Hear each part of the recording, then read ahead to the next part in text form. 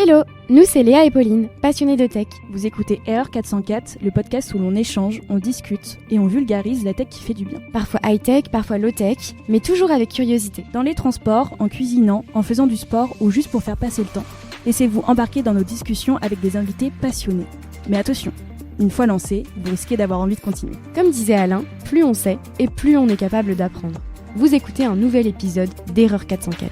Bonne écoute! Des grottes préhistoriques aux tombeaux égyptiens, en passant par la Joconde ou encore à la palette d'un impressionniste aux couleurs impossibles à reproduire, l'art interroge, que ce soit d'un point de vue émotionnel ou culturel. La recherche a toute sa place dans ce domaine d'activité, que ce soit en sciences sociales ou fondamentales, pour révéler les secrets cachés des œuvres et mouvements artistiques qui nous entourent. Les besoins de la restauration, que ce soit dans le cadre de la reconstruction comme Notre-Dame ou de la conservation d'une œuvre d'art, nécessitent d'associer en effet des disciplines multiples pour croiser culture et technique. Dans cet épisode, nous allons particulièrement nous intéresser à la physique et chimie du patrimoine, mais aussi au rôle des chercheurs dans la société, notamment à leur place dans les questions environnementales.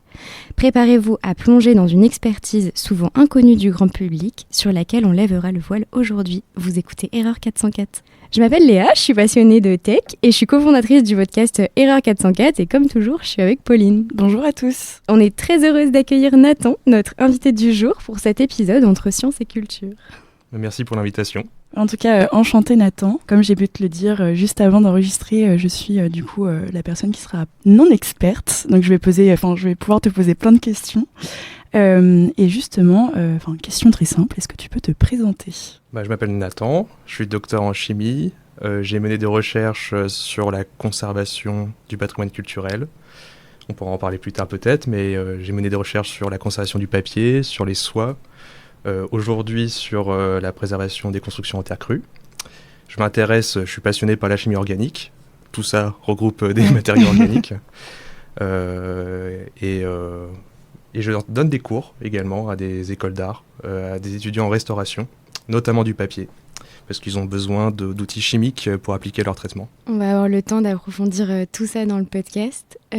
Et tu ne pourras pas y échapper. Pour commencer le podcast, on a deux questions traditionnelles qui sont qu'est-ce qui, toi, te passionne dans la tech et qu'est-ce que tu voudrais voir arriver ou au contraire jamais arriver. Tu peux choisir. Ce qui me passionne dans la tech, je dirais, c'est la finalité, c'est pas l'outil en soi.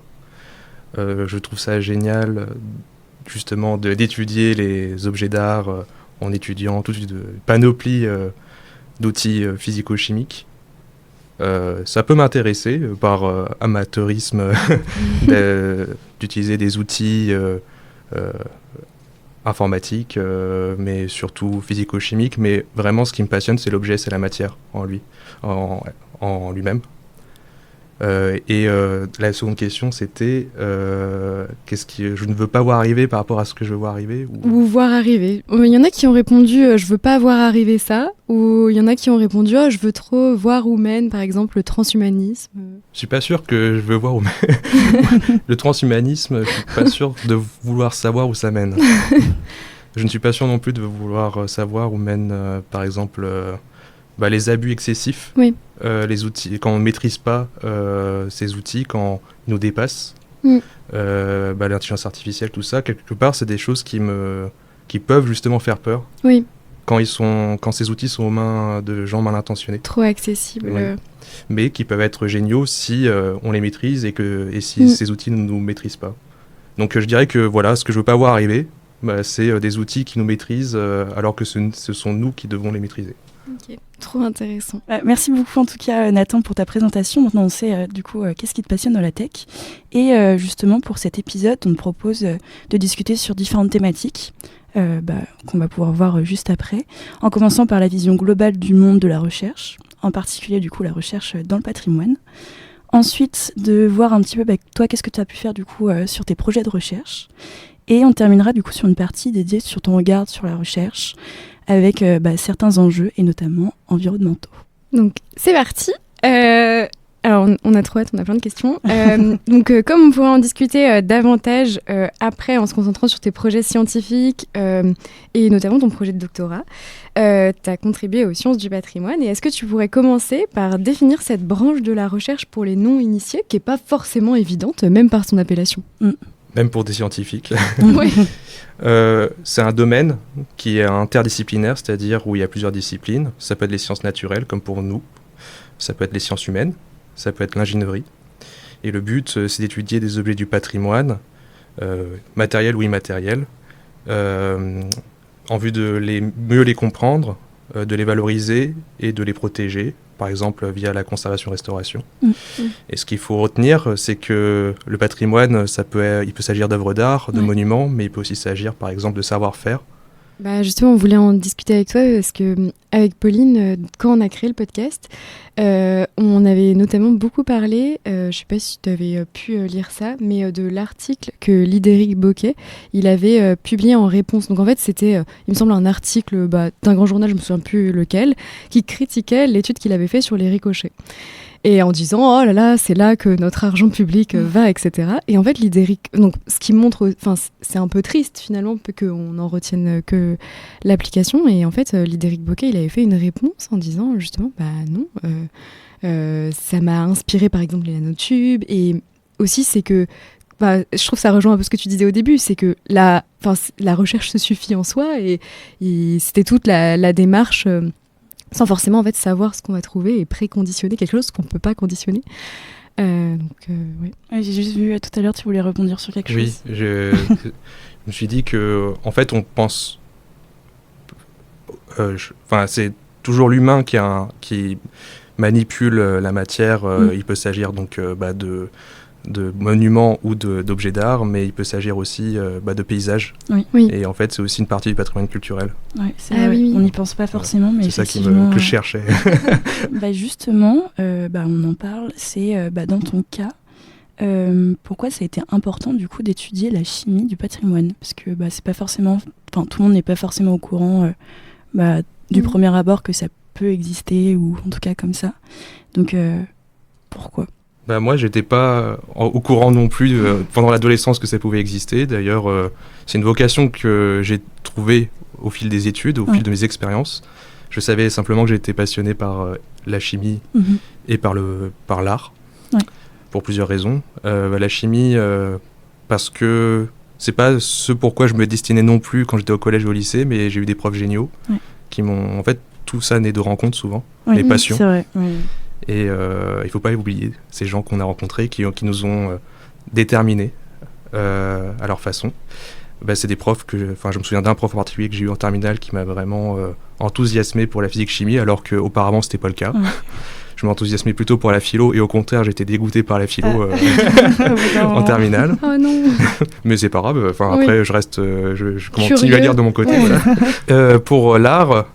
je dirais que j'ai quand même ma famille a quand même un impact important. Je dirais mon grand-père notamment, qui a une passion contagieuse pour l'art, les arts exotiques, issus du monde entier. J'ai beaucoup voyagé et il a transmis cette passion à toute ma famille. Ils sont tous antiquaires, donc j'ai eu la chance de voir des objets, les antiquités aussi, pas toutes, mais on les voit de près. Donc en fait, ce goût pour la matière, je l'ai gardé. Et peut-être ce goût pour la chimie plus que pour d'autres, pour la biologie, plus que pour d'autres domaines scientifiques. Et la chimie du patrimoine, regroupée, c'est venu plus tard. Je dirais que c'est lié à mon stage. Là encore, c'est une rencontre, et je ne l'oublie pas. Mon stage de Master 2, deuxième année de Master, que j'ai réalisé à l'Institut national du patrimoine, au département des restaurateurs, où j'ai participé à l'analyse d'échantillons de peinture pour identifier des protéines qui sont dans des peintures éthiopiennes. Et j'ai trouvé ça génial. Incroyable. Donc avec cette directrice de stage qui m'a ouvert la porte de ce monde, qui s'appelle Sigrid. Et par la suite, j'ai immédiatement continué avec une thèse de doctorat et depuis, j'ai un pied bien mouillé dans le monde du patrimoine, de la chimie du patrimoine. Très intéressant en tout cas. C'est fou cette passion c'est ce que j'allais dire. double art et sciences. Et justement, toi comme tu dis, tu as le pied mouillé dedans, tu es bien baigné dans les sciences du patrimoine. Pourquoi tu dirais qu'aujourd'hui c'est super important de préserver ce pan de la recherche D'un point de vue moral, philosophique, je dirais que l'art, il se définit. Enfin, c'est comme ça que ça dépend de chacun. Moi, je le perçois comme ça. C'est une façon de rendre éternelle notre vie qui n'est pas éternelle. L'art, en fait, c'est la continuité éternelle des traces humaines sur Terre. Et donc, c'est pour ça que c'est aussi important de les conserver dans le temps. Je suis tout à fait d'accord. Ça me fait penser un peu à l'œuvre, je crois que c'est ça, de Hannah Arendt qui dit quelque chose comme ça, qu'il y a le travail, mais il faut Je suis faire flatté l'œuvre. d'être comparé à Hannah Arendt. Et pour revenir du coup un petit peu plus en arrière, quelles études du coup, enfin moi c'est une question que je me pose du coup, quelles études il faut faire pour contribuer justement à la recherche autour de l'art et de la culture? Déjà, pour la recherche, ça dépend depuis quel domaine. Par exemple, je suis chimiste, Oui. mais on peut mener des recherches en étant sciences sociales, Ok. restaurateur.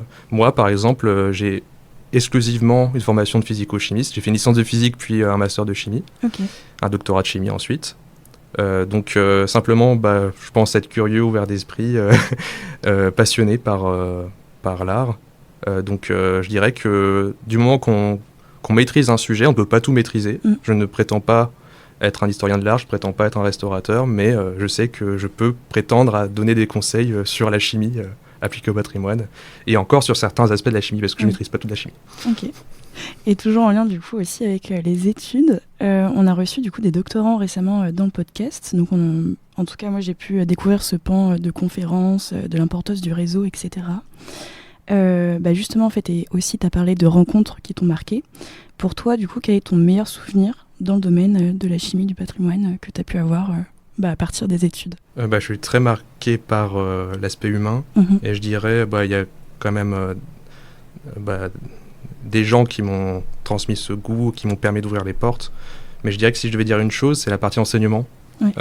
Et de voir... j'adore transmettre mes connaissances à des élèves, ou pas qu'à des élèves d'ailleurs.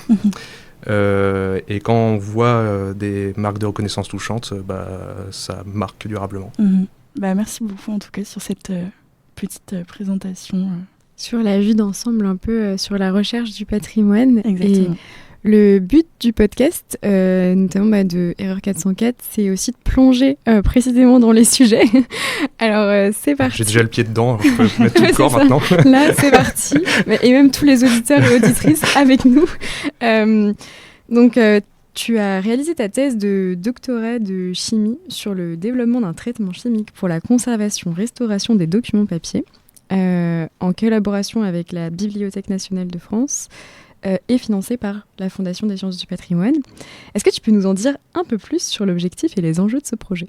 C'est une thèse qui a été principalement réalisée au Muséum d'histoire naturelle, dans un laboratoire qui s'appelle le Centre de recherche sur la conservation, qui analyse des œuvres d'art divers. Il peut s'agir de peinture, mais il peut aussi s'agir de papier. Et donc j'ai participé au développement d'un traitement chimique pour conserver et restaurer les papiers patrimoniaux dans les bibliothèques et les archives, qui sont très intéressés par un traitement de masse appliqué sur des tonnes de documents à la fois dans les collections, parce qu'il y a une catastrophe en cours dans ces collections qui est le cas des papiers acides.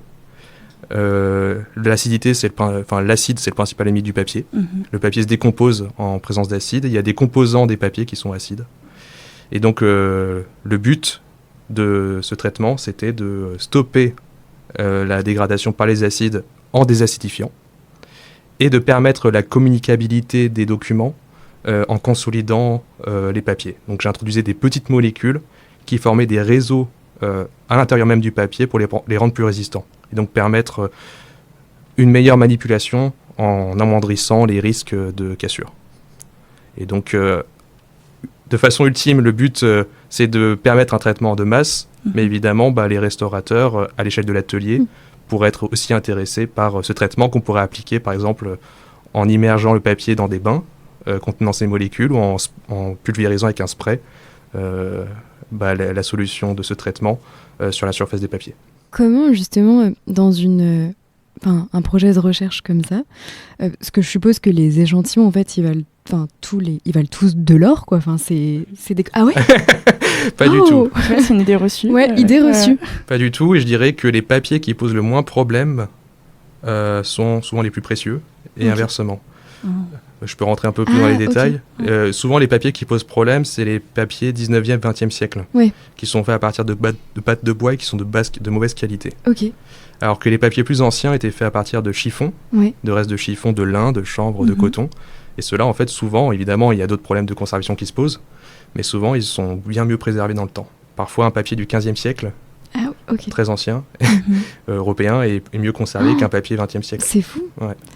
Et donc, est-ce que tu avais quand même accès à beaucoup d'échantillons ou au contraire, tu en avais accès à très peu Eh bien, la BNF, donc la Bibliothèque nationale de France, nous a donné plein d'échantillons qui n'étaient pas précieux du tout, justement, mais qui étaient anciens, à savoir des papiers journaux. Et pourquoi ils cherchent tant à sauver des papiers qui ont une faible valeur, après tout? La question qui se pose, parce que ces papiers qui se dégradent, en fait, en se dégradant, ils libèrent des acides qui sont volatiles et qui peuvent contaminer d'autres papiers dans le voisinage. Évidemment, il y a d'autres stratégies qui sont mises en place pour empêcher cette contamination, mais il y a déjà ça. Puis il y a la question de la conservation de la matière, c'est-à-dire qu'au bout d'un moment, il n'y a plus rien. Donc il y a aussi la stratégie de la numérisation, qui n'est pas forcément concurrentielle, parce que la numérisation par rapport à un traitement chimique, on n'a pas forcément le même objectif. La numérisation, elle a ça de bien que tout le monde peut y avoir accès en ligne. Mais par contre, la numérisation, par exemple, si on veut numériser, il faut que le papier soit suffisamment résistant pour pouvoir réaliser le processus. Donc il faut forcément une intervention de restauration et c'est cher. La numérisation est très chère en fait aussi. Et donc la BNF nous a transmis plein de papiers journaux du début du XXe siècle. Ils étaient ravis de s'en débarrasser pour qu'on fasse plein d'essais dessus pour trouver une solution. Trop bien. C'est trop bien. Et moi justement j'ai une petite question parce que pas du tout dans le domaine. Tu l'as dit par exemple, les papiers du 19e ne pouvaient pas être forcément de la même composition que les papiers du 20e. Est-ce que tu peux nous expliquer un petit peu la composition qu'on peut avoir entre guillemets de base et du coup sur les différents papiers que tu as pu voir C'est ça qui est passionnant, c'est que dans le papier on trouve tout. On trouve tout imaginable, enfin non imaginable, j'exagère un petit peu, mais organique, inorganique. On va dire sur la période mi-19e, mi-20e siècle, les papiers ont commencé à être produits en masse à partir de pâtes de bois, alors qu'auparavant, comme je l'ai dit, c'était à partir de pâtes de chiffon. Donc déjà, ça c'est une différence fondamentale. On trouve des choses différentes quand même en termes de grosses molécules qu'on appelle des polymères, en termes de proportions notamment, dans les chiffons par rapport à dans le bois. Après, ça dépend de comment est traité le bois. Mais on trouve plein d'additifs dans le papier, plein de choses. On trouve notamment une colle, ce qu'on appelle un produit de collage, qui va faire en sorte que le papier ne soit pas imbuvard. Parce que sans cette colle, on met une goutte d'encre, l'encre s'étale. Et le problème qui s'est posé, c'est que en Europe, pas que, mais massivement en Europe, on a utilisé un mélange de résine de pin, qu'on appelle la colophane, avec de l'alun, qui est un sulfate d'aluminium, pour aller vite. Et ces deux produits sont énorme source d'acidité pour le papier. Et ils n'en avaient pas conscience à l'époque, mais en fait, ça décompose totalement le papier. Alors qu'avant, on utilisait par exemple de la gélatine qu'on appliquait sur la surface des papiers au Moyen-Âge, par exemple, mais jusqu'au 19e siècle, directement sur la surface, pour rendre le papier imperméable. Et actuellement, pour remplacer les composants acides, on utilise des résines neutres qui ne sont pas acides. Et il y a plein d'autres choses, je ne vais pas tout décrire, mais on trouve des colorants, par exemple, et on trouve en très grande proportion parfois des charges, des minéraux qui visent à rendre le papier blanc et opaque. On peut trouver notamment, c'est du carbonate de calcium, de la craie en quelque sorte, qui est utilisé aujourd'hui, qui a été anciennement utilisé, ce qui était une bonne chose, et qu'on a laissé de côté, ce qui était une mauvaise chose au 19e et au 20e siècle. Et entre-temps, on a par exemple utilisé des argiles, comme du kaolin ou encore du talc.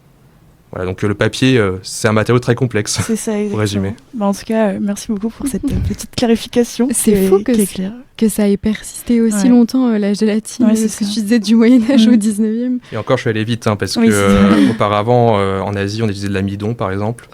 Et oui, la gélatine, ça a duré longtemps, parce que avant, on fabriquait les feuilles vraiment feuille par feuille dans les moulins, et après, on est passé à l'industrialisation, donc là pour aller beaucoup plus vite, on a clairement ajouté dans la pâte directement, en fait, pas sur la surface des feuilles, mais dans la pâte on a ajouté ce fameux mélange horrible à l'incolophane. Merci beaucoup en tout cas pour l'explication. Et dans la même veine, autour de nous, on essaye toujours de collecter des questions. Donc ça peut être soit sur les réseaux, soit autour de nos proches, ou même des autres invités qui nous ont posé des questions. J'ai eu une petite question dans ma famille, comme ils savaient qu'on te recevait et que tu étais un expert justement de la chimie du papier. Est-ce que l'industrie du papier, c'est propre ? Je vais répondre non, mais il y a du mieux par rapport à avant. Non. Au sens où, pour plusieurs raisons, déjà, il faut utiliser beaucoup d'eau et c'est énergivore de fabriquer du papier. Il y a des questions de pollution de l'eau. Pendant très longtemps, et malheureusement encore aujourd'hui, on utilise des agents de blanchiment qui sont à base de chlore. Auparavant, c'était vraiment à partir du XXe siècle, on a utilisé vraiment énormément les agents à base de chlore. Maintenant, il y a du mieux, mais il y a toujours des agents à base de chlore qui sont utilisés. Pourquoi on utilise ces agents de blanchiment ? Parce que dans le bois, contrairement par exemple au coton, on trouve une molécule qui est néfaste aussi pour le papier qui s'appelle la lignine. Je ne sais pas si vous en avez entendu parler. Qui est une des molécules les plus abondantes sur Terre après la cellulose, qui est le principal composant du papier.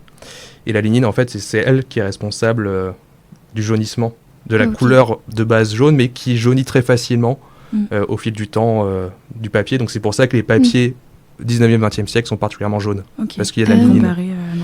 Et donc, on a réussi à... Maintenant, on sait blanchir, mais le problème, c'est que ça pollue. Voilà. Après, il y a du mieux, parce qu'il y a quand même de nombreuses recherches qui sont menées pour aussi utiliser des additifs écologiques, pour utiliser l'eau qui a été utilisée pour fabriquer les pâtes. Ce qu'il faut savoir, il y a quand même quelque chose que je n'ai pas dit en termes de points très négatifs, c'est qu'aussi, alors qu'on sait utiliser des déchets de scierie ou qu'on sait qu'on peut avoir en France des petites forêts qui sont entretenues vraiment pour fabriquer le papier, en fait on importe beaucoup de pâtes et de feuilles qui est venues d'ailleurs, par exemple, notamment venues d'Europe, ça va et encore. Mais aussi venu du Brésil ou d'Indonésie, par exemple. Donc là, pour le coup, les forêts ne sont pas forcément utilisées pour... le bois utilisé n'est pas... ça participe à la déforestation, en fait, sur place. Donc, il y a... C'est important d'avoir la nuance. Voilà. Et justement, tu disais que la lignine, ça va jaunir le papier, mais est-ce que c'est c'est responsable du jaunissement du papier ? Est-ce que c'est seulement temporel ou est-ce qu'il y a un effet de la lumière ou pas forcément ? Il y a un effet temporel, mais la lumière accélère carrément. C'est l'oxydation du papier, donc en présence de l'air, du dioxygène de l'air, le papier va jaunir, surtout s'il contient de la lignine, parce que la lignine est particulièrement sensible et que c'est une molécule qui devient naturellement plus jaune que la cellulose, par exemple. Mais la lumière accélère carrément. Donc si vous avez moralité, si vous avez un papier riche en lignine, ne l'exposez pas à la lumière. Gardez-le à la cave. Parce que en fait, le papier ne va pas seulement jaunir, il va libérer des acides en plus en s'oxydant. Donc, ce qu'on disait du coup au début. Donc pas très sympa. C'est super, tu m'as fait une super transition avec la lignine. Parce que la question d'après, c'est qu'on a un peu espionné ton site. J'ai vu ça. On a un peu espionné et on a regardé avec Pauline ton poster que tu avais fait dans les premières années, je crois, de ta thèse. Et justement, t'expliquais, si je me souviens bien, que la lignine pouvait être modélisée par une autre molécule, la vanilline. Donc, quand on l'a regardé avec Pauline, on était faut qu'on lui pose la question. c'est pas forcément, c'est pas forcément à ce qu'on s'attendrait. Et justement, est-ce que tu peux aussi expliquer, pourquoi en science on a besoin de modéliser aussi par du plus simple et dans quel cas on le fait et dans quel cas, au contraire. Si on le fait, on va plus perdre en précision, quoi. Ce que vous avez espionné, c'est niche. Mais la vanilline, en fait, pour aller vite, la lignine, c'est une molécule affreusement compliquée, même pour un chimiste. Et l'idée, c'était de comprendre pourquoi le traitement qu'on a développé était efficace sur certains papiers, mais pas sur d'autres.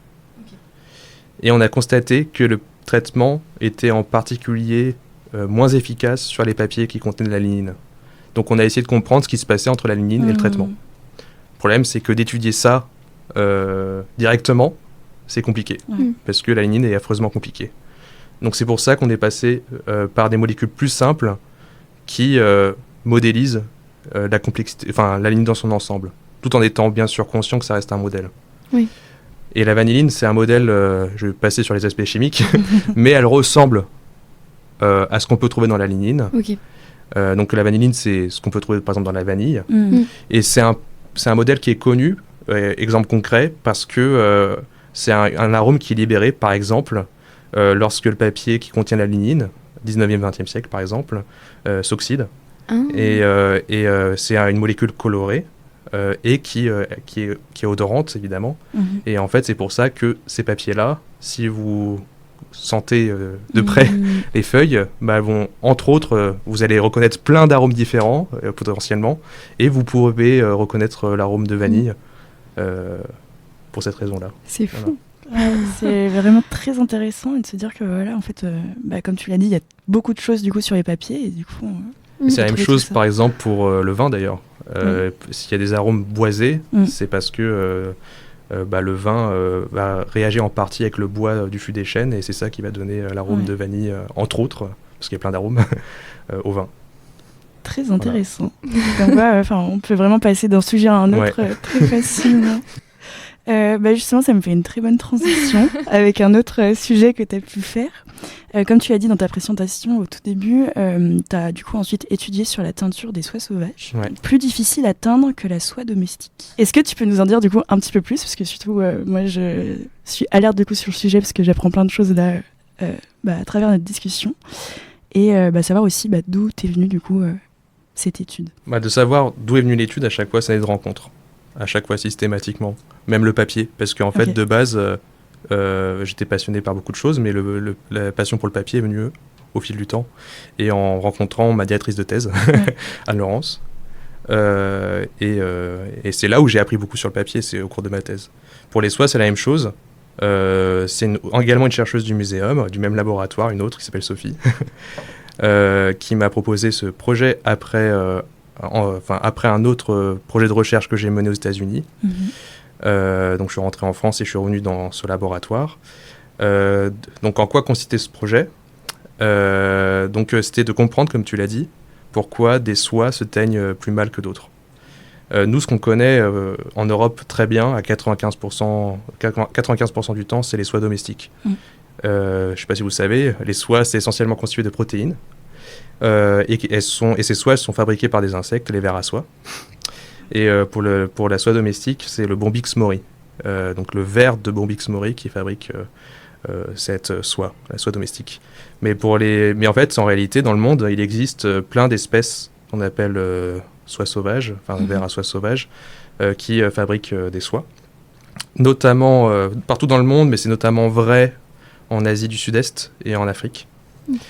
Et en Inde, par exemple, il y a des soies magnifiques qui ont des textures complètement différentes et qui sont colorées. Donc généralement, les soies sauvages sont plus brutes au toucher, plus rugueuses. La soie domestique, on connaît, elle est très bien, elle est beaucoup plus soyeuse. Et alors, comment c'est né ce projet ? Pourquoi quel projet se pose ? Quel sujet se pose ? Au XIXe siècle, il y a un Britannique qui s'appelle Thomas Wardle qui a importé, qui est allé en Inde et qui a étudié en détail les soies sauvages, ce que les Européens ne connaissaient pas du tout, qui en a rapporté et qui a constaté que ces soies se teignaient plus mal. Et il a étudié très longuement cela, mais ça restait toujours mal compris. Et à sa mort, au XXe siècle, cette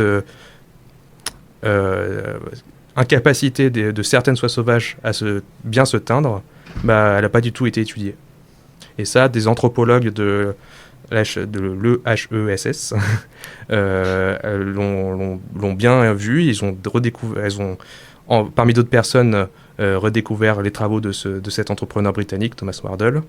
Et du coup, ils ont refocalisé, elles se sont intéressées aux soies sauvages. Et une partie de l'intérêt qu'elles ont, c'est par rapport à la teinture. Donc concrètement, qu'est-ce que j'ai fait ? J'ai teint plusieurs types de soies, venues de partout, d'Inde, de Chine, du Japon, d'Afrique, notamment à l'indigo et curcuma, J'ai constaté qu'il y avait des capacités à se teindre différentes entre les soies et j'ai essayé de comprendre pourquoi, suivant la composition des soies qui peut varier entre elles. J'espère que j'ai pas été trop. Non. J'espère que j'ai été clair. En tout cas, je comprends. Donc, Et tu parlais justement d'un lien dans le projet avec des chercheurs et chercheuses qui étaient plus en sciences sociales. Comment le lien il se fait au cours du projet de recherche ? Déjà, celle qui a mené le projet, celle qui a créé le projet même, qui est une ANR, donc un gros projet scientifique, c'est une anthropologue qui est issue de l'EHESS et qui fait partie du laboratoire Centre-Asie du Sud-Est et qui s'intéresse entre autres aux traditions locales, aux contacts qu'il y a entre les humains dans certaines régions et notamment des Asie du Sud-Est. Donc c'est comme ça que le contact s'est fait. Parce qu'elle maîtrise ce sujet-là que je ne maîtrise pas du tout. Et elle a besoin de gens qui connaissent très bien, par exemple, l'entomologie, la physico-chimie, l'histoire, la conservation.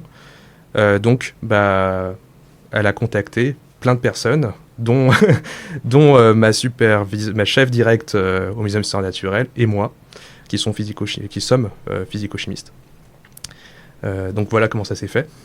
Parce que on a tous des sujets d'expertise très différents et il faut les mettre en commun. Ça doit être incroyable, les réunions. Enfin, je sais pas s'il y a des réunions de projet, mais... Ah, ça, c'était quelque chose. Mais c'est ça on essayait de parler un langage que les autres... tout en étant conscient que... Oui. Mais il faut avoir cette intelligence-là en tant que chercheur. Oui. Cette capacité à s'adapter à son interlocuteur, et pas qu'en tant que chercheur d'ailleurs. On a fait de nombreuses réunions où j'ai tâché de rendre compréhensible, même si y a des choses que je discutais avec les physico-chimistes par ailleurs, mais avec elles, j'utilisais un langage adapté et ça se passait très bien. Ouais, ça devait être trop intéressant, surtout avec, quand tu disais entomologie, anthropologie, physico-chimie, trop de différents domaines liés. Merci beaucoup pour ce petit zoom sur ce projet. Tu es actuellement en fin de post-doctorat au laboratoire Sciences et Ingénierie de la matière molle, au sein duquel tu étudies la formulation d'enduits durables pour la protection de constructions historiques et contemporaines en terre crue. Et jamais 203. Est-ce que tu peux nous en dire un peu plus sur ce projet ? Le but de ce projet, c'est de protéger les constructions en terre crue, qui ont plein de qualités. Déjà, elles sont plus écologiques que les constructions en base de béton où le ciment est utilisé et qui est une cochonnerie écologique. Le ciment conventionnel notamment. Et le but, c'est de formuler, mais qui ont un inconvénient majeur que ces constructions sont sensibles à l'érosion par l'eau. Une autre qualité, par exemple, à part le côté écologique, c'est que naturellement, les constructions en terre crue, elles ont des très bonnes propriétés en termes de régulation hygrothermique, par exemple, de température et d'humidité. Mais il est nécessaire d'appliquer des enduits, donc des revêtements sur les murs extérieurs pour les protéger des intempéries ou même de l'humidité de l'air. Et ça ne suffit pas d'appliquer juste de la terre. Le problème qui se pose dans la terre, c'est qu'il y a des argiles. Et certaines de ces argiles, elles gonflent en présence d'eau. Et quand il fait sec, elles se contractent. Donc ça fait des gonflements, contractions, gonflements, contractions. Et au final, ça craquelle. Okay. Le but du projet, c'est d'ajouter des matériaux écolos, issus du vivant notamment, pour empêcher que ça gonfle trop ou que ça se contracte trop et donc protéger des craquelures. Et un exemple de molécule que j'étudie, c'est ce qu'on trouve par exemple dans les carapaces de crustacés ou dans des champignons. C'est une molécule qu'on appelle le chitosane, qu'on peut extraire de la chitine, qu'on trouve donc dans ces espèces vivantes. Voilà. Okay. Très intéressant. Et ça dépend beaucoup. Enfin, je sais pas trop comment poser la question, mais pour le chitosane, ça peut être de différentes tailles. Non, je crois plus ou moins grand et ça n'a pas les mêmes propriétés, il me semble, c'est ça ? Oui, pour parler plus spécifiquement, la taille elle peut considérablement varier. D'ailleurs, un problème qui se pose avec ce qui est biosourcé, évidemment, c'est qu'on maîtrise moins... Oui, en fonction de là où on l'a pris. Oui, on maîtrise moins la composition, parce que c'est la nature qui l'a faite, alors que ce qui est pétro-sourcé, qui vient du pétrole, c'est nous qui l'avons fait. Donc forcément, c'est plus difficile. Généralement, on a affaire à des mélanges beaucoup plus complexes. Et oui, j'ai étudié l'impact de la taille de ces molécules et j'ai pu constater que généralement, les tailles les plus petites sont les plus efficaces pour aller vite. Ok. D'accord. Et généralement, dans les champignons, si on en dire plus, les chaînes sont généralement plus courtes que dans les carapaces de crevettes ou de crabes, par exemple. Faut faire avec les aléas de la nature, de ce qu'elle nous donne. C'est ça, exactement. Et justement, pour transitionner avec la prochaine partie, j'ai une petite question, enfin même 2 questions. Justement, j'avoue, il y a des termes que j'ai pas forcément trop compris juste avant, mais sur le fait qu'il y a des choses que nous, on puisse créer. Et justement, avec la question, c'est du coup, est-ce que ça peut s'inscrire dans une logique de durabilité pour l'avenir ? Et la deuxième question, c'est est-ce que c'est conventionnel de chercher à comprendre quelque chose du passé pour du coup faire quelque chose pour l'avenir ? Je dirais que justement, en soi, le projet vise à améliorer la durabilité. Déjà, si j'ajoute justement des éléments issus de le chitosane, c'est pour faire en sorte que les enduits durent plus longtemps. Pas faire en sorte que, par exemple, on doive appliquer de nouveau un enduit plusieurs fois par an, ou une fois par an, par exemple. Okay. L'idée, c'est d'appliquer le moins possible, d'améliorer la durée de vie en fait, des enduits. Et la deuxième question, c'était est-ce que du coup, c'est conventionnel de chercher à comprendre quelque chose du passé pour justement construire quelque chose pour l'avenir ? Est-ce que c'est conventionnel ? Ça devrait. Parce que nos ancêtres ont fait des choses incroyables. Et c'est assez génial, sans avoir notion de tous les aspects physico-chimiques qu'on peut connaître actuellement. Ils ont réussi à faire en sorte que parfois, dans certains cas, des bâtiments soient encore relativement bien préservés après des centenaires, voire des siècles, voire des millénaires. Oui. Et ça, c'est issu de recettes traditionnelles qui, par exemple, incorporent tout un tas de matériaux parfaitement écologiques.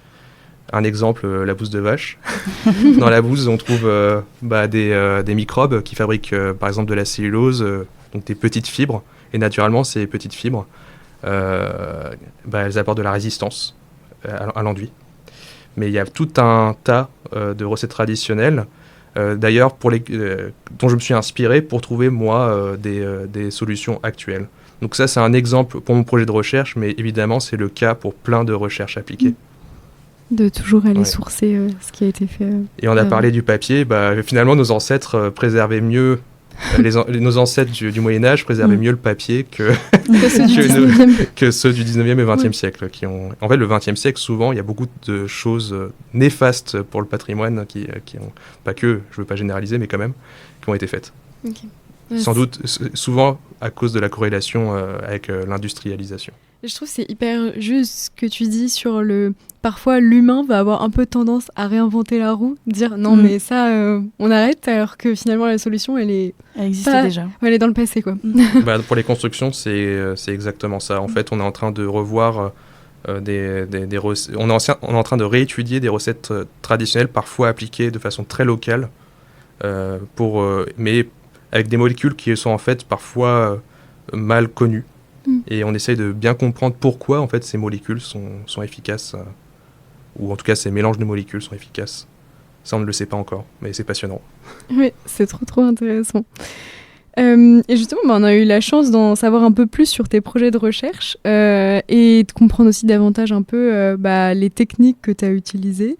Cela nous tenait à cœur de discuter avec toi sur ça. On était hyper curieuses. Et donc, comme on t'a vraiment bien espionné sur ton site, tu dis tu te définis comme éclectique. Avec Pauline, c'est un mot qu'on adore. Et justement, en lien avec ce mot éclectique, comment tu t'es retrouvée au milieu de tous ces projets de recherche dont on a parlé à faire de la culture cellulaire pour étudier l'activation des inflammasomes et l'autophagie en Californie? On veut tout savoir. Oui, alors déjà je vais peut-être un peu par la suite décrire ce qu'est un inflammasome parce que je suis pas sûr que ça parle à tout le monde. Je suis perdue personnellement. Moi aussi. J'étais perdu avant de commencer le projet. Après, je suis éclectique, mais c'est aussi un concours de circonstances, des rencontres, toujours.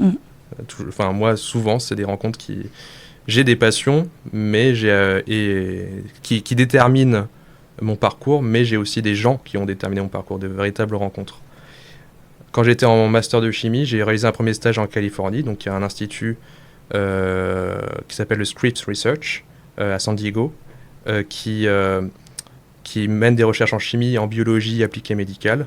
Et j'avais réalisé un stage en chimie organique, qui s'est très bien passé. J'avais rencontré un chercheur américain sur place, qui était pour le coup biologiste, avec qui j'ai gardé contact.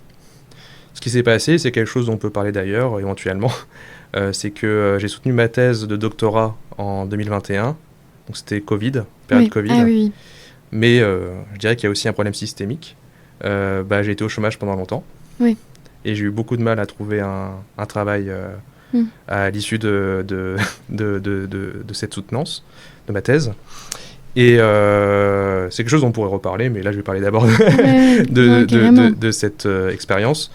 Au final, ce chercheur américain avec qui j'ai gardé contact, il m'a appelé, je m'en souviens encore, un soir, et il m'a dit, avec le décalage horaire, et il m'a dit, est-ce que, je vais pas parler en anglais, là, mais il m'a dit, est-ce que tu cherches toujours un postdoc ? Parce que je lui disais que je cherchais un postdoc. Un postdoc, c'est un contrat à durée déterminée, accessible uniquement pour les docteurs.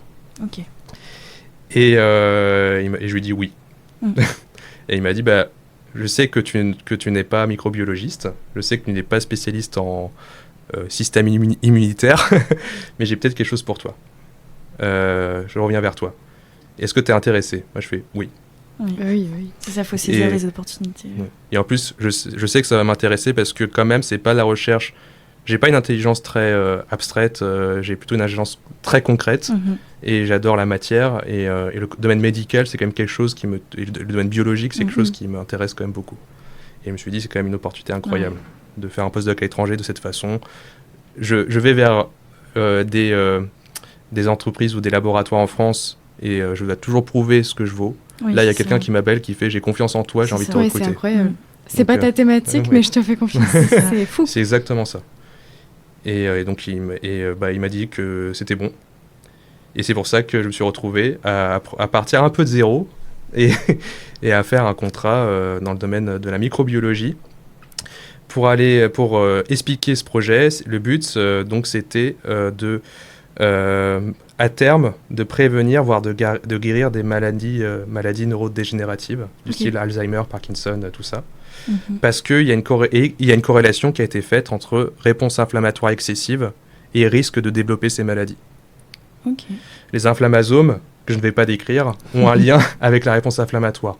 Ces molécules très compliquées sont produites lorsqu'on fait une réponse inflammatoire. Une réponse inflammatoire, c'est quand, par exemple, on se fait piquer, mais pas que, quand il y a un corps étranger qui est en contact avec et pas que étranger toujours, d'ailleurs pour les maladies auto-immunes, qui est en contact avec nous, on va avoir nos vaisseaux vont se dilater, ça va rougir, et le système immunitaire va se mettre en place, et il va y avoir une réponse du système immunitaire.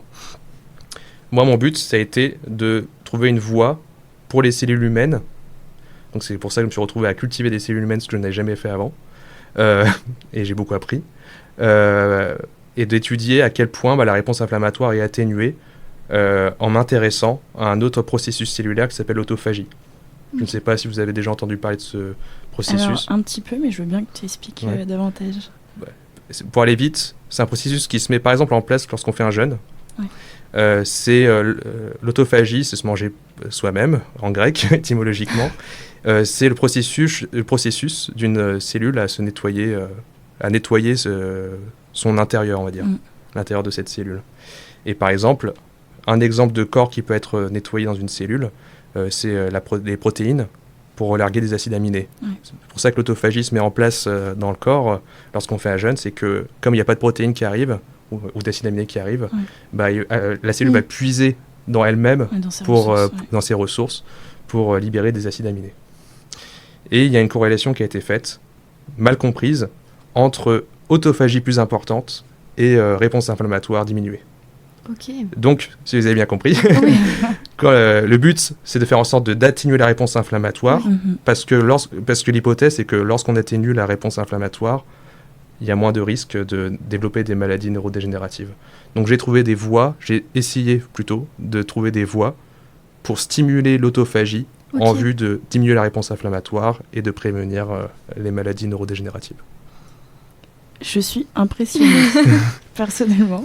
Non, je trouve Non, c'est très intéressant et de se dire que bah voilà, en fait, il y a des solutions du coup comme ça, enfin des voies pour trouver certaines solutions. Je trouve ça très intéressant. Ouais, c'est fou.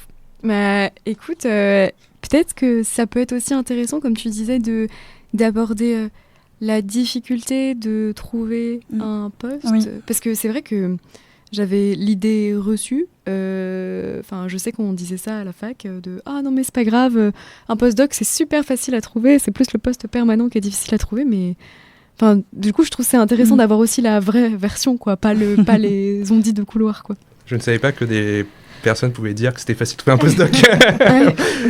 Non, c'était pas facile. J'ai déjà entendu ça, ouais. de dire non, c'est le poste permanent qui est terrible et les postdocs, ça va. Déjà, il y a beaucoup de... C'est un phénomène. Je constate quand même qu'il y a beaucoup de docteurs qui peuvent se retrouver longtemps au chômage et qui peuvent avoir tendance à avoir du mal à trouver un emploi, qu'il s'agisse d'emploi dans le secteur privé ou public d'ailleurs, ou dans la recherche ou dans l'industrie. Peut-être que ça dépend aussi des domaines. Je parle de la chimie et moi je connais en plus le côté chimie du patrimoine. Oui. Chimie du patrimoine, on m'a toujours dit depuis très longtemps, tu vas pas trouver de boulot dans ce milieu. C'est un milieu tout petit réseau. En fait, si j'avais écouté à 100% toutes les personnes qui m'ont dit ça, qui n'étaient pas si nombreuses, mais quand même, bah, je serais pas là. Oui. Et en fait, il faut quand même être un peu têtu. Un peu persévérant. Oui, persévérant ou... oui, persévérant, ça me va. Et...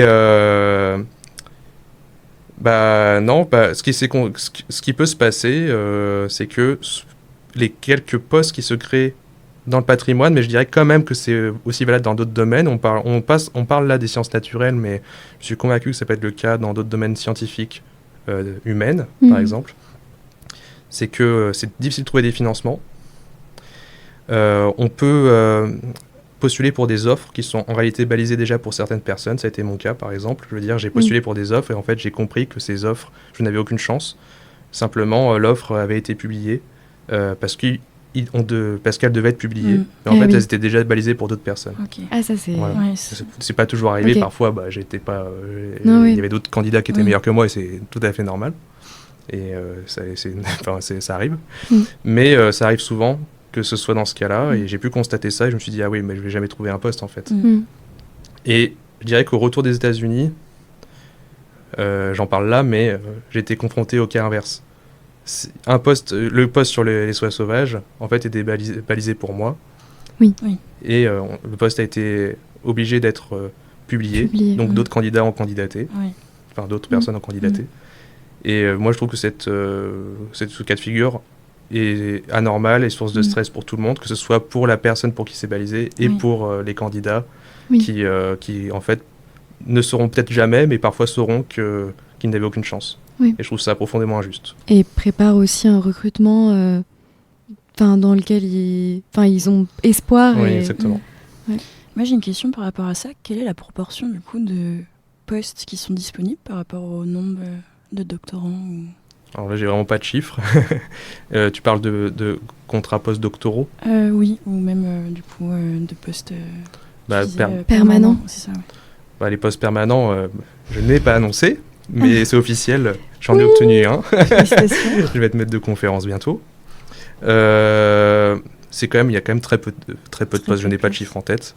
Mais il y a très peu de postes. Je dirais que le concours CNRS, si tu veux être chercheur CNRS, c'est encore pire. Postdoc, oui, on va dire qu'en ce sens, en analysant ce désole, mais en comparant ce console, il y a plus de postdoc très certainement que de postes de maître de conférence et encore plus par rapport au poste de chercheur CNRS. Mais c'est sûr que déjà j'ai décrit une réalité difficile pour les postdocs. Tu peux imaginer que pour les postes permanents, c'est encore pire. Plus difficile. Et il y a des gens qui sont bien plus âgés que moi qui n'ont pas de poste permanent. Dans le patrimoine, mais pas que. Même dans le domaine de la recherche en biologie, par exemple, ça peut être extrêmement compliqué. Et ça peut dégoûter beaucoup de chercheurs que je n'oublie pas et qui peuvent complètement se reconvertir dans d'autres domaines. Après, ces domaines peuvent être passionnants, mais c'est une réalité qu'il ne faut pas oublier. D'accord. C'est important de le dire. Surtout, je trouve que ça fait un peu un prolongement parce qu'on avait reçu deux doctorants qui avaient un peu commencé à parler, même à l'échelle de la thèse, que c'était pas, par exemple, pas très dur de trouver une thèse parce qu'il y a beaucoup, beaucoup d'offres par rapport à... Puis qu'après, justement, il y a la pyramide. Donc là, c'est super intéressant d'avoir ton retour jusqu'au poste permanent. Félicitations. Oui. On savait pas si on pouvait en parler sur le podcast. On peut en parler. C'est officiel. Oui. Et justement, ça fait une très bonne transition avec la prochaine question, parce que du coup, tu es passionné par l'enseignement. Tu partageais ton expertise à des restaurateurs à l'Institut national du patrimoine à Aubervilliers. Aujourd'hui, en tant que conférencier à l'École nationale supérieure des arts visuels de la Cambre sur la chimie du papier à Bruxelles. Ouais. Et donc, du coup, la question est la suivante. D'où vient cette envie de transmettre ?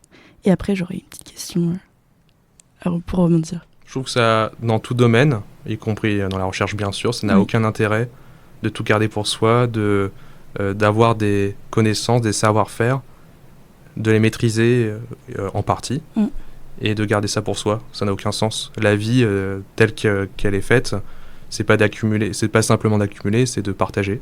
Ouais. Donc c'est pour ça que je suis passionné.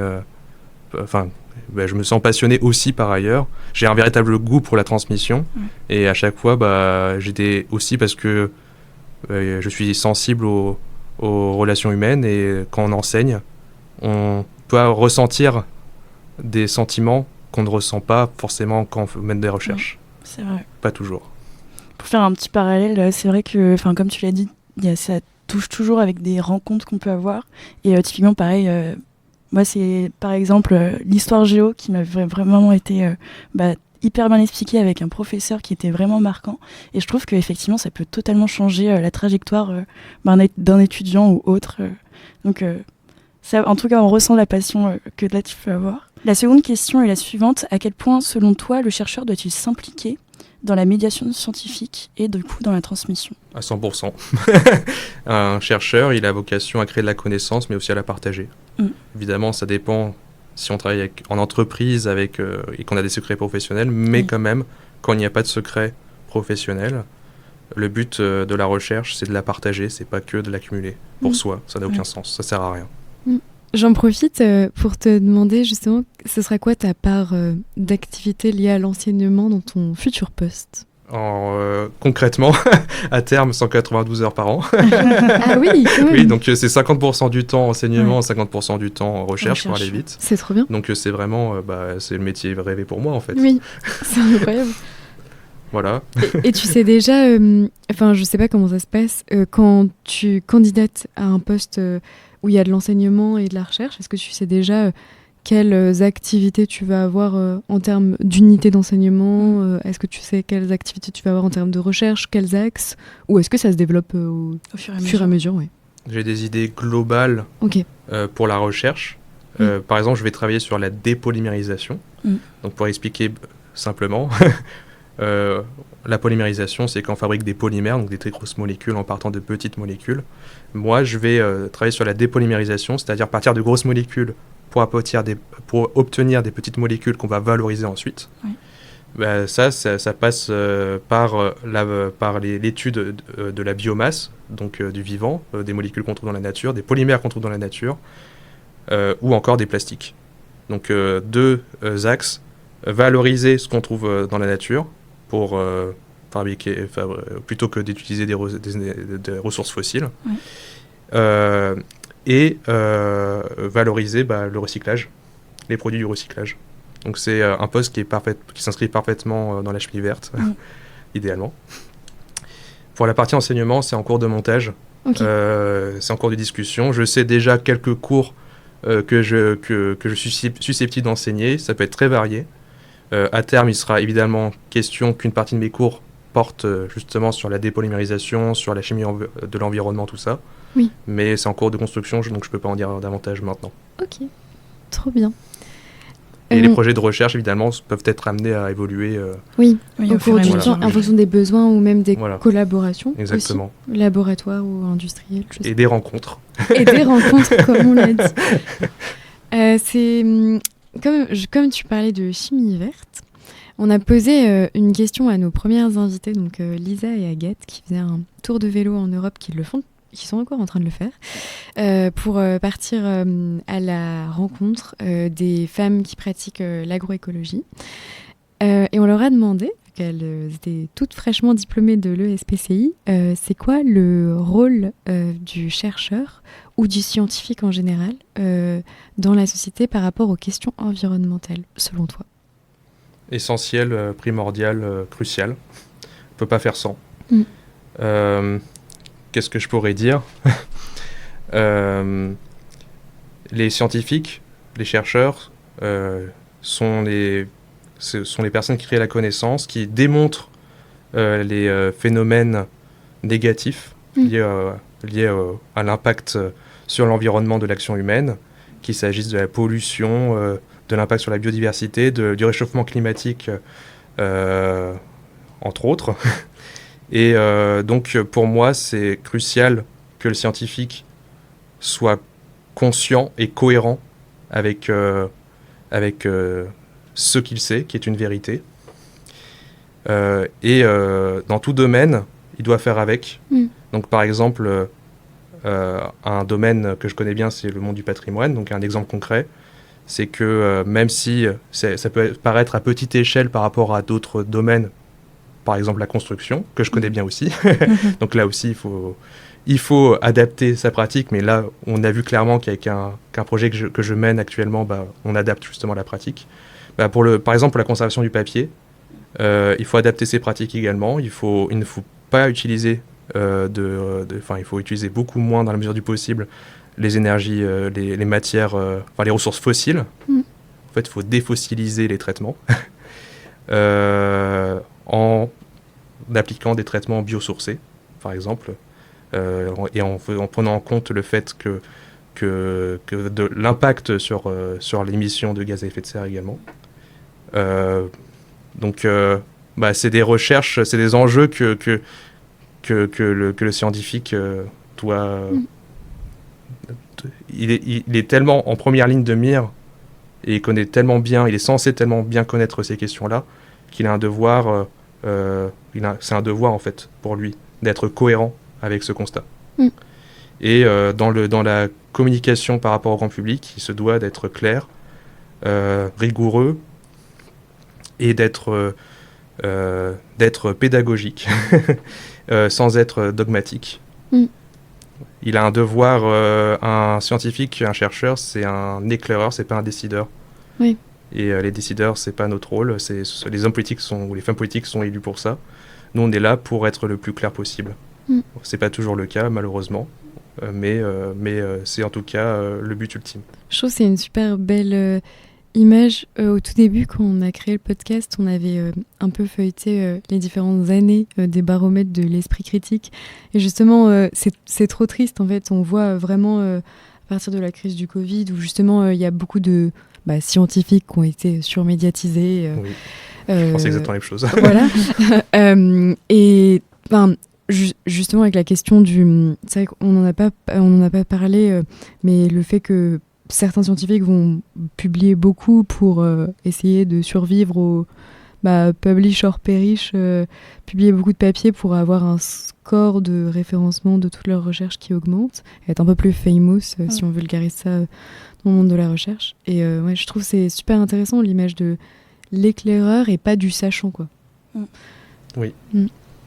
On l'oublie trop. Mais vous, je serais curieux d'avoir, parce que pour cette question-là, je trouve que vous avez un avis qui serait très pertinent justement sur la place des scientifiques et des chercheurs ou chercheuses sur la question environnementale, et je trouve que votre avis compterait autant que mon avis ne compterait pas plus que le vôtre, en fait. Donc je serais curieux d'entendre le vôtre, si vous êtes d'accord. Comme c'est plutôt ton domaine aussi. Ah non, toi aussi, je pense. Non, en vrai, je pense que c'est un peu pour ça qu'on a voulu faire le podcast, notamment parce que il y a des podcasts qui existent, des podcasts de tech, des podcasts de science, mais il n'y a pas beaucoup de podcasts qui croisent différentes expertises. C'est souvent des podcasts, par exemple, je sais pas, avec tous les je veux dire n'importe quoi, mais tous les spécialistes, je sais pas, de la zoologie, tous les spécialistes de la matière molle, ou alors tout un corps de recherche ensemble et qui se mélange pas avec le privé. Et en fait, on s'est dit que ce qu'on voulait faire, c'était créer justement un espace où tout le monde a sa place. Et notamment, nous, c'est pas du tout... quand, par exemple, on demande autour de nous, sur les réseaux, quelles questions les gens ont, c'est pas juste pour susciter l'intérêt autour du podcast, c'est qu'on veut vraiment, en fait, aussi donner la parole et la place là où le public l'a pas forcément. Parce qu'il y a des projets de sciences participatives, mais c'est vrai que souvent, moi, je viens d'une petite ville en campagne... Les projets de sciences participatives, ils sont souvent dans les grandes villes. En vrai, nous, on n'en a pas trop connaissance. Et donc, de rendre un peu accessible ça et de laisser des gens donner leur avis. Et donc, c'est un peu notre but ultime. Après que tous nos invités se rencontrent et rencontrent aussi un public qui n'est pas forcément d'accord. Ou alors, juste qui n'a pas compris tel ou tel aspect. Parce que la science se veut justement un maximum sans opinion.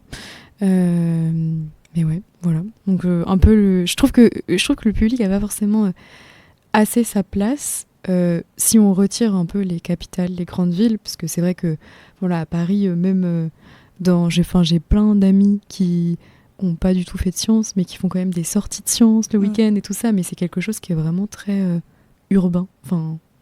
Chez moi, on connaît les... Et en plus, mes grands-parents connaissaient plein de choses sur les sciences, etc. Mais pas forcément. En fait, plus par culture de ah oui non mais on fait toujours comme ça. Même c'est débile, mais ça fait penser à la pâte à crêpes de non mais il faut que l'huile elle fasse ça sur la poêle. Alors je me souviens plus du tout du nom de l'effet, mais c'est un nom précis, le nom de la goutte d'huile qui glisse sans frottement. Et c'est fou, et c'est que je l'ai appris toute petite, mais juste elle connaît pas le nom, et pourtant elle en pratique tous les jours. Mais il y a un peu un manque d'accessibilité. Ouais, c'est ça. Et donc du coup, justement rendre accessible la tech à tous. Et de pouvoir poser des questions. Et comme je t'avais dit avant de tourner le podcast, et que Léa a très bien dit, c'est justement associer des sciences, des technologies, vraiment de pouvoir mettre en avant, et de se dire aussi qu'il y a beaucoup de personnes qui nous entourent. On ne sait pas forcément que ça existe ou qu'il y a vraiment des recherches qui sont du coup dans certains domaines, etc. Donc du coup de pouvoir les mettre en lumière, avec notamment avec ton sujet aujourd'hui. Et de se dire qu'il y a énormément de chercheurs, il y a énormément de sujets qui sont d'autant plus importants que des nouvelles technologies et encore d'autres choses qui existent. Pour conclure, parce qu'on arrive un petit peu sur la fin de l'épisode, est-ce que tu as des thématiques qu'on n'a pas forcément abordées, que tu souhaiterais évoquer? Est-ce que vous avez des idées? C'est vrai qu'on a fait un très grand tour d'horizon. Ouais. Moi, je dirais, ça peut peut-être être un conseil à un ou une passionnée d'art ou science qui passe ici pour justement... toi, quel conseil tu donnerais à un jeune ou une jeune qui se passionne pour ce genre de sujet? Peut-être, ça peut être... je pense qu'avec toutes les expériences que tu as vues et les tours d'horizon, les différents projets que tu as fait, je pense que ça peut être vraiment... sans être orgueilleux et sans être... ou orgueilleuse, et sans être excessivement têtu, il faut l'être un petit peu quand même. Être ouvert à ce que disent les autres, mais ne pas être découragé par le pessimisme de certaines personnes et entendre le message optimiste qu'on a tendance à mettre de côté parfois d'autres personnes.